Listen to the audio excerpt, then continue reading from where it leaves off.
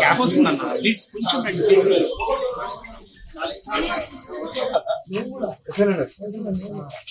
Political science ఎవరు గారి గురించి చెప్తాను.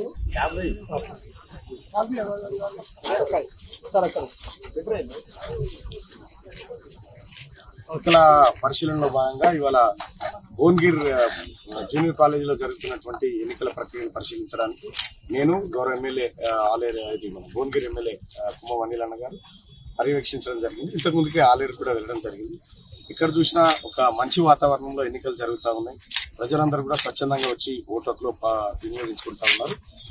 అయితే కొన్ని బూత్లలో కూడా కొన్ని తక్కువ కొన్ని ఎక్కువ ఉండడం వల్ల కొంత వ్యత్యాసం కనిపిస్తుంది. ఇప్పటికి ఓటర్లు కూడా దయచేసి తరలిరండి, ఎందుకంటే మీకోసం పోలింగ్ బూత్లు వెయిట్ చేస్తా ఉన్నాయి.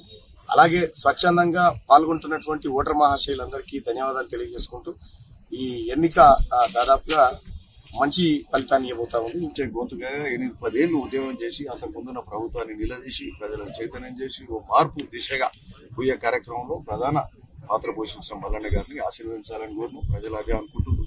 అదేగాక గెలిచిన నూతనంగా వచ్చిన కాంగ్రెస్ ప్రభుత్వాన్ని ఆశీర్వదించాలి. ఇంకా ఈ ఆశీర్వాదంతో ఇంకా బాగా పనులు చేయాలి. సో ఆ ఉత్సాహం అయితే ఉన్నది. ఇంకోటి ఏంటంటే మల్లన్న గారు మా స్థానికుడు. సో ఇక్కడ చదువుకుంటూ కాలేజీలో చదువుకుంటూ వారి భార్య కూడా నావత్పల్లి ఓరు భువనగిరి నియోజకవర్గం యాదాద్రి వాసులు అన్నట్టు. ఆ విధంగా మనం అందరం కూడా ఆశీర్వదించాల్సిన అవసరం ఉంది. ప్రతి ఒక్కరికి కూడా మళ్ళీ కూడా విన్నపం చేస్తున్నాం. అంతా మంచిగా ఉంది. వన్ సైడ్ గానే పోతుంది ఓటింగ్. సో ఖచ్చితంగా గెలుస్తున్నాం. కాంగ్రెస్ అభ్యర్థి తీన్మార్ మల్లన్న గారు 2వ సంఖ్య మొదటి నెంబర్ మీద ఓటేయాల్సిందిగా కోరుతాం.